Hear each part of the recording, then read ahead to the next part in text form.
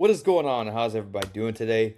Hope everybody is having a good day so far, and I hope everybody's had a solid week so far. I know we are still fresh into the week, but I do want to come on here and talk about some Notre Dame football. This is the first Notre Dame video on this channel because I just launched this channel about 3 weeks ago, like fully launched this channel. So if you are a Notre Dame fan and you do enjoy this video, if you do stick around and watch, then yeah, I greatly appreciate it if you did consider subscribing to the channel because we have a lot more Notre Dame content coming. This is the first of many. And I'm going to be covering the transfer portal and kind of the Marcus Freeman situation as we go along and as we hear more. So here, you're not gonna go too in depth on these players, but kind of give my thoughts and opinions because I think Notre Dame came in here and made some outstanding pickups. So for a little while, Notre Dame was the only team left that didn't make a move yet in the portal, and a lot of people were kind of wondering what was going on. What is going on with Notre Dame? Why are they not making any moves at all? Well, they did. They just went out and they made two very big moves and then another move that I really like as well. So, I mean, if you look at the quality players that they've gotten, they've absolutely killed it in the transfer portal. They've probably gotten one of the best transfer portal hauls out there if you're counting like quality over quantity, because some schools are going for more of that quantity, some people are going for more quality, and you see Notre Dame, they're definitely going for the more quality pieces. Very high upside pieces is also a trend that I see here. So like I said, not going to go too in depth, but let's jump straight into it. So the first one, absolutely killed it with this one. You went out and you got Quincy Porter. So Quincy Porter is one of the most, I'd say, high end or high ceiling players in general, and especially at the receiver position in the entire transfer portal. He's a former 5-star recruit, former number 23 player in the country coming out of his high school class. He's a freshman wideout with an incredibly high ceiling. I think this is an absolute slam dunk by Marcus Freeman to go out there and get a guy like Quincy Porter because Quincy Porter had a pretty big market. He had a pretty heavy market. So I think it was absolute slam dunk to go out and get a guy like this.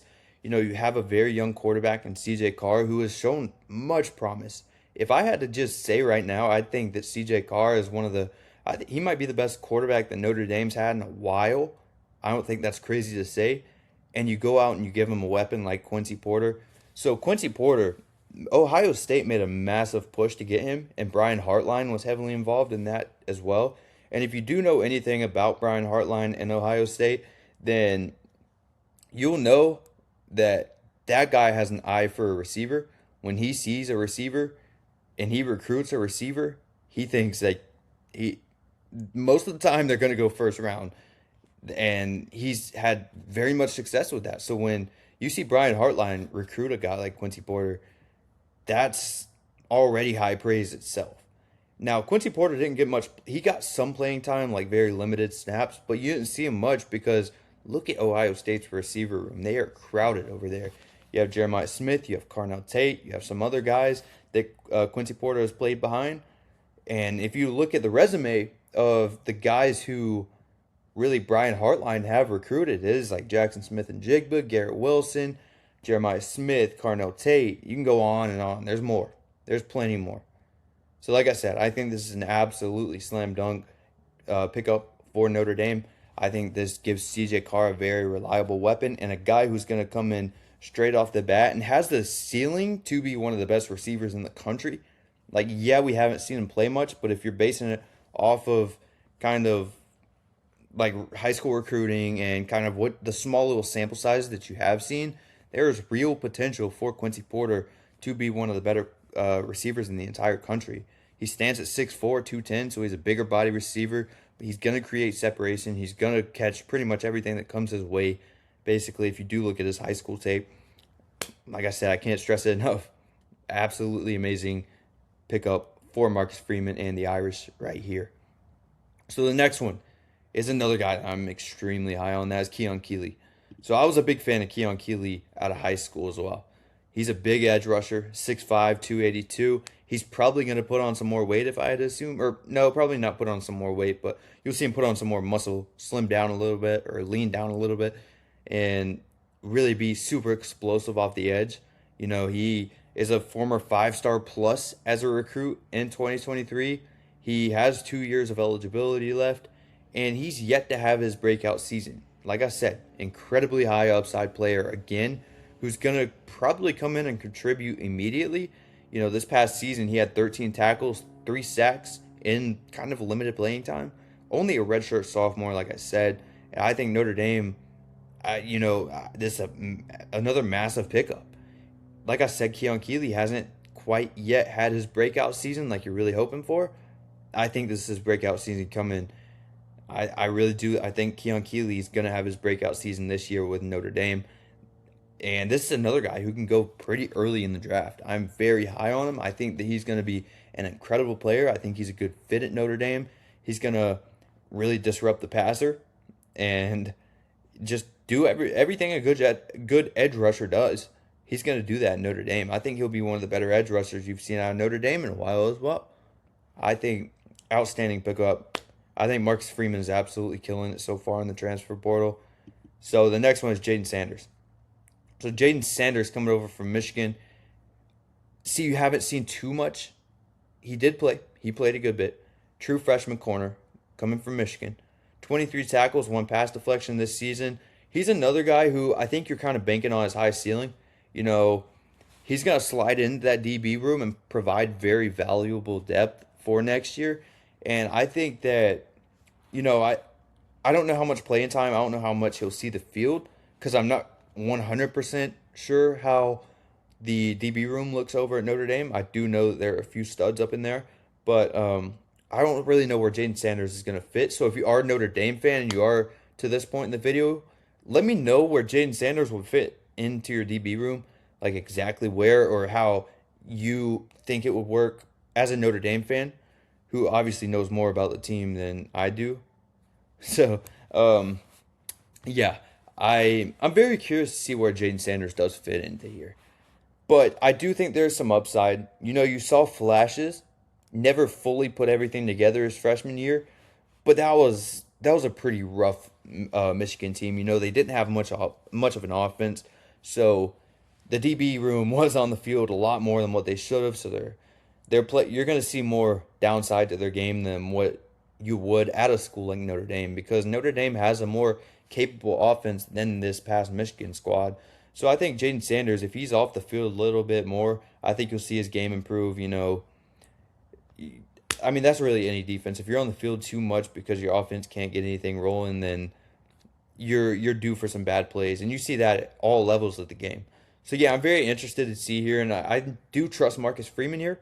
I think if Marcus Freeman sees something, then there's obviously something there. I think he's done an outstanding job. He's a great recruiter. So I just trust Marcus Freeman with this one. And I do think Jaden Sanders is a pretty good player off the little flashes that you have seen. I think it's a good pickup. I mean, it doesn't hurt. Definitely doesn't hurt. So, yeah, I think it's pretty good. Now, another discussion that I do want to talk about really quick before we do head out is Notre Dame is a team with national championship aspirations. So, with these portal pickups so far, I know 3 players aren't going to change the whole,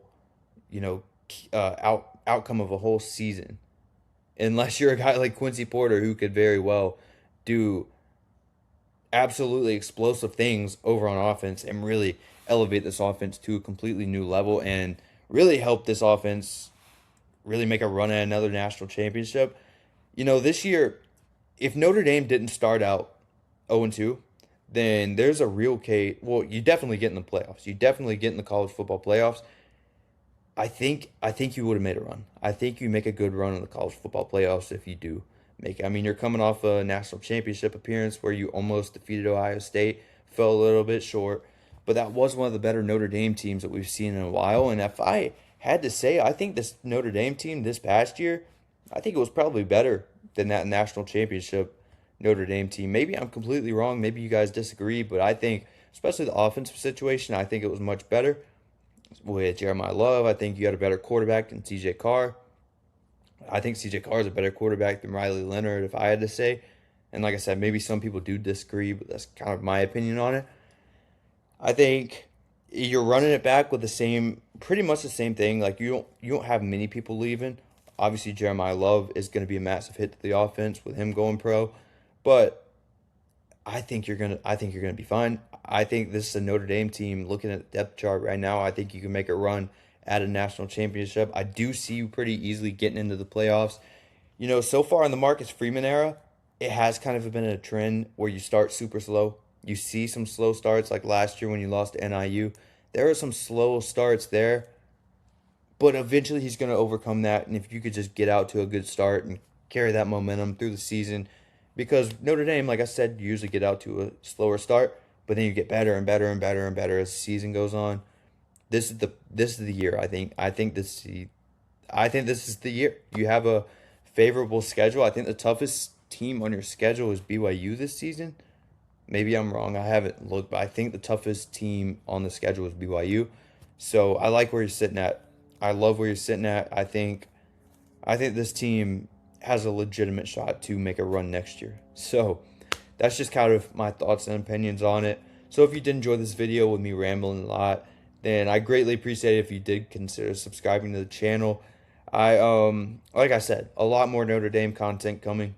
I do want to start covering this team a good bit. So stay tuned for all those. And I'm going to update you guys more with more videos as the transfer portal does start to ramp up some more.